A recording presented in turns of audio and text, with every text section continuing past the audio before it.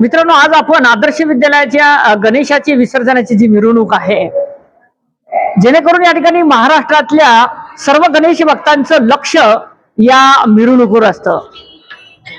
भरपूर असे देखावे त्यांनी या ठिकाणी सादर केलेले आहेत आणि त्यापैकी एक देखावा म्हणजेच पहलगाम येथील हमला जेव्हा या ठिकाणी झाला होता त्याची प्रतिकृती या ठिकाणी देखाव्याच्या माध्यमातून आदर्श विद्यालयाच्या चिमुकल्यांनी आणि वर्ग शिक्षकांनी या ठिकाणी सादर केलेले. काय सांगणार ह्या देखाव्याबद्दल?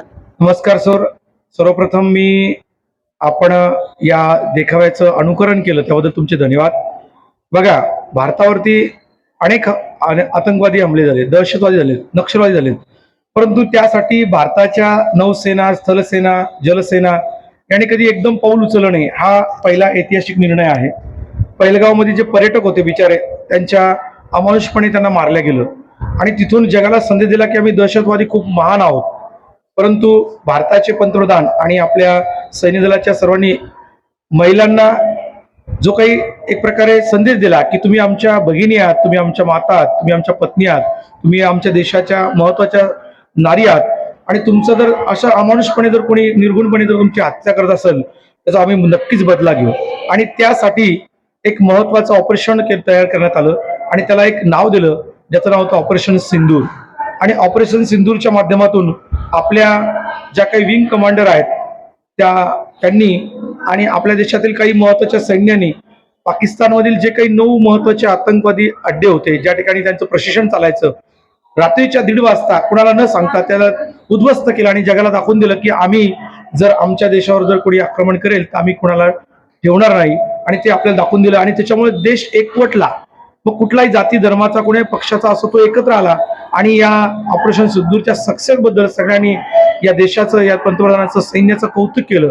म्हणून हा सीन आमच्या विद्यार्थ्यांनी दाखवण्याचा प्रयत्न केला. तर या ठिकाणी शालेय विद्यार्थी जीवनामध्ये विद्यार्थ्यांना ध्येयपूर्तीसाठी या ठिकाणी पुढे नेत आहेत शिक्षण क्षेत्राच्या माध्यमातून, नक्कीच ज्ञानदान देण्याच्या प्रयत्नातनं. परंतु जो ठेवा आहे तो ठेवा, भारतीय संस्कृतीचा ठेवा जपण्याचं काम या ठिकाणी आदर्श विद्यालय करते, त्याबद्दल काय सांगणार? सर, आमचं आदर्श विद्यालय म्हणजे सांस्कृतिक परंपरा आणि देश अभिमान मानणारं शाळा आहे. आमच्या याच्यामध्ये विद्यार्थ्यांनी चप्पल बाहेर कशी काढावी, म्हणजे काही मुलांना चप्पल सुद्धा बाहेर काढता येत नाही. देशाच्या विकासासाठी आपण हातभार कसा लावावा, आई वडिलांशी कसं राहावं, समाजामध्ये कसं रुळावं, हे अभ्यासपूरक कार्यक्रमातून शिकवलं जातं. त्यातलाच आमचा गणेश उत्सवाचा हा देखावा असतो. यामध्ये आम्ही पर्यावरण, जनजागृती, वैज्ञानिक दृष्टिकोन, सांस्कृतिक दृष्टिकोन आणि लेटेस्ट ज्या घटना असतात त्याच्यातून जगाच्या ज्या कानाकोपऱ्यात जे घडतं ते आम्ही समाजाला दाखवण्याचा प्रयत्न करतो की बाबा हे पहा आणि याचं अनुकरण करा. मग आमच्या लहान मुलांना आम्ही जे काही युनिफॉर्म सांगतो, जे काही ऑप्टिकल्स तयार करायला सांगतो, उदाहरणार्थ आम्ही राफेल विमान तयार केलं, तो विद्यार्थ्यांच्या कल्पनेतून मग 2-3 दिवस जाऊन त्याला आम्ही कशा प्रकारे ते तयार करायचं, त्यात लाईट्स कसे लावायचे, ते पळतं कसं, ते चालणार कसं, हे विद्यार्थ्यांनी ते अनुकरण केलं. अनेक आमचे काही मित्र आहेत समाजामध्ये, त्यांनी आमच्या या दरवर्षीच्या सीनला खूप मदत केली. रात्रंदिवस ते झटले. मला काय सांगावं, बॅटरीज लाईट्स काय, आम्ही 2:30 वाजता त्या विमानाला लाईट बॅटरीज लावले. म्हणजे आणि रस्त्याने जात असताना नेमकं माझा उद्देश असा असतो की याच्यातून लहान मुलांनी आणि वृद्धांनी काय घ्यावं. अहो, नुसतं रस्त्यानं पळायचं नसतं. माझ्या मुलांनी पुण्याहून, अकोल्याहून, बुलढाण्याहून ड्रेस आणले, छोटे छोटे बूट्स आणलेत आणि हे आणत असताना त्याच्या आईवडिलांना खूप दमछाक झाली. आणि मग ही रस्त्यानं पळून सादर करणं योग्य नाही.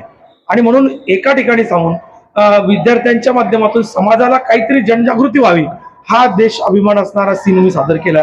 आणि नक्कीच आमची शाळा आम्हाला त्या पद्धतीने, आमचे आदर्श शिक्षण प्रसारक मंडळाचे आदरणीय दादा असतील, प्रेमराजजी बाला सचिव असतील, सगळे काही जेवढे कोषाध्यक्ष विजय कोठारे असतील, या सगळ्यांची आम्हाला प्रेरणा असते आणि या प्रेरणेतून आम्ही हे करू शकतो. हे जर नसतं तर आम्ही करू शकलो नसतो. बघा ना, आता आम्हाला किती वाजलेत आणि एवढ्यातून आमच्या विद्यार्थ्यांच्यासाठी गावातील प्रतिष्ठित ज्या काही संस्था आहेत, पतसंस्था आहेत, काही गणेश मंडळ आहेत, ते आम्हाला भरघोसून मदत करतात. मग चॉकलेट असतील, पाणी असतील, केळ असतील, का ते विद्यार्थी जगाला काहीतरी देतात, देशाला काहीतरी देतात. आणि आमच्या शाळेचेच विद्यार्थी आम्हाला दिसतात समोर की ते आम्हाला काहीतरी देतात. म्हणजे हीच ज्या मुलांनी लहानपणी इथं जे काही शिकलेत, ज्यांनी या सीन मध्ये सहभाग घेतला, त्यांना आता ते मोठे अधिकारी झालेत, कोणी गणेश मंडळाचे अध्यक्ष झालेत, कोणी चांगल्या प्रशासकीय सेवेत आहेत, ते सुट्ट्या काढून हा सीन पाहायला येतात.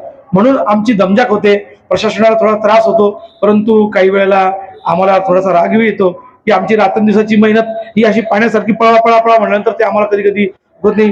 माझ्याकडून काही कोणाला काही बोललं गेलं असेल तर माफी मागतो माझ्या विद्यार्थ्यांकडून, कारण रात्रंदिवस आम्ही ते केलंय आणि ते सादर व्हावं हा दृष्टिकोन आहे, दुसरा काहीच नाही. मित्रांनो, आदर्श शाळा म्हणजे खरोखर नाव त्याचा आदर्श आहे आणि आदर्श विद्यार्थी घडवण्याचं काम ही गुरुजन वर्ग या ठिकाणी करतोय.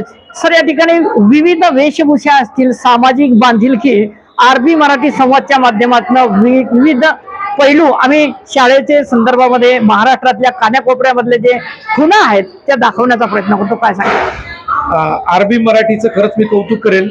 आमचे मित्र बिडवे साहेब आहेत, असं म्हणतात की अनेक मोठे मोठे कॅमेरे, मोठ्या मोठ्या लाईव्ह सिस्टीम्स असतात, परंतु तिथे मी बोलत नाही, पण काही लोकांचेच मोठ्या प्रमाणावर उदो होतो. आदरणीय आरबी मराठीचे जे संचालक आहेत, जे निर्माते आहेत, ते खरंच तळागाळातील शोषित पीडित आणि ज्यांच्या खरंच जे उपेक्षित आहेत अशांचे ते व्हिडिओज बातम्याच्या रूपाने, काही धार्मिक बाबतीच्या माध्यमातून, काही प्रशासकीय सेवेच्या बाबतीत दाखवतात. खरंच आमच्या विद्यार्थ्यांना तुमच्या चॅनलच्या माध्यमातून खूप मोठी पर्वणी मिळते. ते लोक घरी जाऊन पाहतात आणि तुमचं खरंच कौतुक करावं. ओके, धन्यवाद. मित्रांनो, आज आपण हे सर्व क्षणचित्र या ठिकाणी आदर्श विद्यालय चिखली येथील टिपतोय.